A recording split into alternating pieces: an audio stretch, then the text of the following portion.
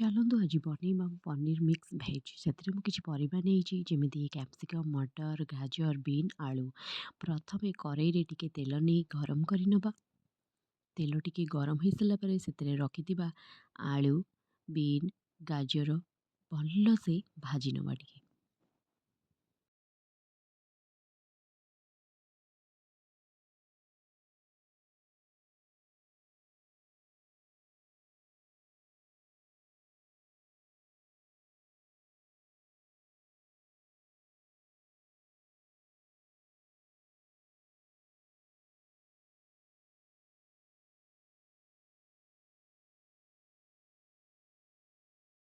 ପରିବା ଗୁଡ଼ିକ ଭଲସେ ଭାଜି ଆସିଲା ପରେ ସେଥିରେ ଆମେ ରଖିଥିବା କ୍ୟାପ୍ସିକମ୍ ଆଉ ଗ୍ରୀନ୍ ମଟରକୁ ଆଡ଼୍ କରିବା, ଆଉ ଏହାକୁ ଗୋଳେଇ ଭଲସେ ଭାଜି ନେବା।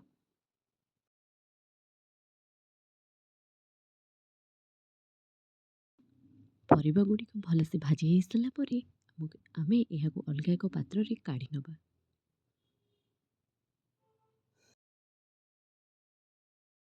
ସେଇ ସେମ୍ କରେଇରେ କିଛି ତେଲ ନେଇ ସେଥିରେ ଗୁଜୁରାତି, ଗୋଲମରିଚ ଆଉ ଡାଲଚିନି ପକେଇ ଟିକେ ଭାଜି ନେଇ ତା ଦେହରେ ପିଆଜ, ରସୁଣ, ଅଦା ଆଉ କିଛି କାଜୁକୁ ଭଲସେ ଭାଜି ନେବା।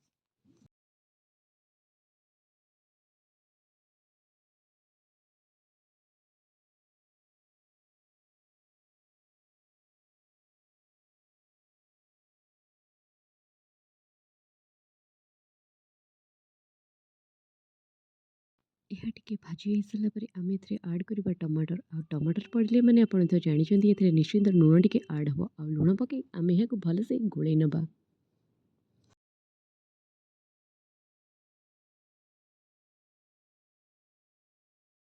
କିଛି ସମୟ ପାଇଁ ଏହାକୁ ଘୋଡ଼େଇ ଦେବା।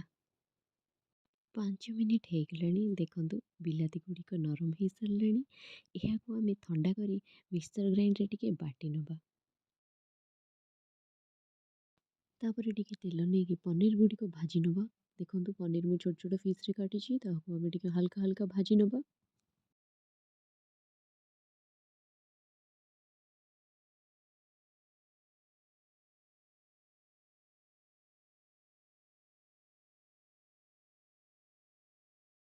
ସେମ୍ କରେଇରେ ଟିକେ ତେଲ ନେଇ ସେଥିରେ ଗୋଟେ ଚାମଚ ଜିରା ଆଉ ଶୁଖିଲା ଲଙ୍କା ପକାଇ 5 ସେକେଣ୍ଡ ପାଇଁ ଭାଜି ନେବା। ତାପରେ ଆମେ ବାଟିକି ରଖିଥିବା ମସଲା, ପିଆଜ ଆଉ ଟମାଟରର ଆଡ଼୍ କରିବା, ଆଉ ଏହାକୁ ତେଲରେ ହାଲକା ଟିକେ ମିଶିଯିବା ପାଇଁ ଭାଜି ନେବା। ତାପରେ ଆମେ ଏଥିରେ ମସଲା ଆଡ଼୍ କରିବା, ହଳଦୀ, ଜିରା ଗୁଣ୍ଡ, ଧନିଆ ଗୁଣ୍ଡ ଆଉ ଭଲସେ ମିଶାଇ ନେବା।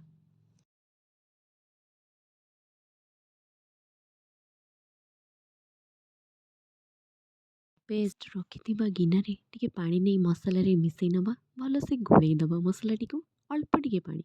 ତାପରେ ଆମେ ତାହାକୁ କିଛି ସମୟ ପାଇଁ ଘୋଡ଼େଇକି ଛାଡ଼ିଦେବା। ଦେଖନ୍ତୁ ମସଲା ଟିକେ ତେଲ ଛାଡ଼ିଲାଣି, ଏହାକୁ ଭଲସେ ଗୋଳେଇ ନେଇ ଏଥିରେ ଆମେ ଆଡ଼୍ କରିନେବା ଟିକେ ପାଣି।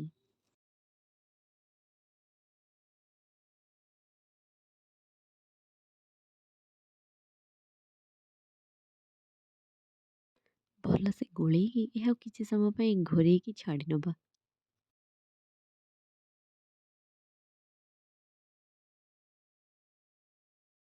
ଦେଖନ୍ତୁ ମସଲା ବି ଭଲସେ ଭାଜି ହେଇସାରିଲାଣି। ତା ଦେହରେ ଆମେ ଆଡ଼୍ କରିବା ଭାଜିକି ରଖିଥିବା ପରିବା।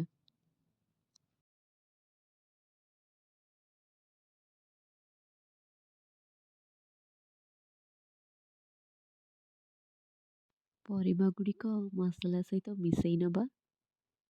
ଟିକେ ଭଲସେ ଗୋଳେଇକିନା ତାକୁ ଭଲସେ ଭଲସେ ମିଶାଇ ନେବା।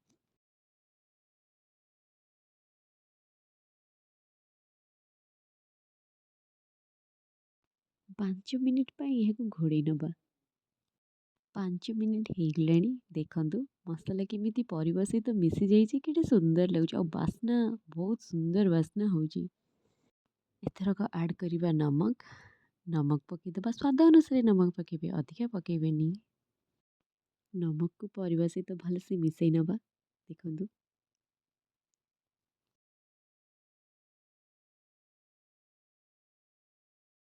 ତାପରେ ଆଡ଼୍ କରିବା ଗରମ ପାଣି। ଆପଣ ପରିବା ଦେଖିକି ପାଣି ଆଡ଼ଜଷ୍ଟ କରିନେବେ। ଭଲସେ ଗୋଳେଇ ନେବା। ଗୋଳେଇ ସାରିଲା ପରେ ଆମେ ଏହାକୁ 7-8 ମିନିଟ୍ ଘୋଡ଼େଇକି ଛାଡ଼ିଦେବା। 7-8 ମିନିଟ୍ ହେଇଗଲାଣି। ଦେଖିବା ପରିବା ଗୁଡ଼ିକ ଟିକେ ହାଲକା ହାଲକା କଞ୍ଚା ଅଛି। ଆଉ ଟିକେ ତାହାକୁ ପାଣି ଦେଇକି ଘୋଡ଼େଇ ନେବା।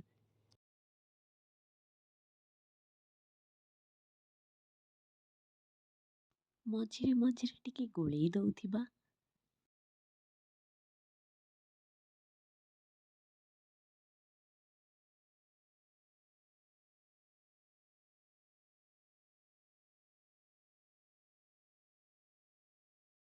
ଦେଖନ୍ତୁ ପରିବା ଗୁଡ଼ିକ ଭଲ ଭାବରେ ସିଝି ଯାଇଛି। ଭଲସେ ଗୋଳେଇ ନେଇକି ଆ ଉପରେ ପନିର ଆଡ଼୍ କରିନେବା।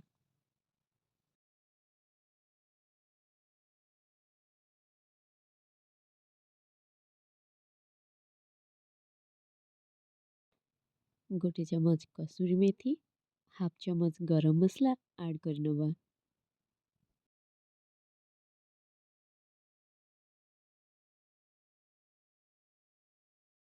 ଭଲସେ ମିଶେଇ ନେବା। 1 ମିନିଟ୍ ପାଇଁ ଛାଡ଼ିଦେବା।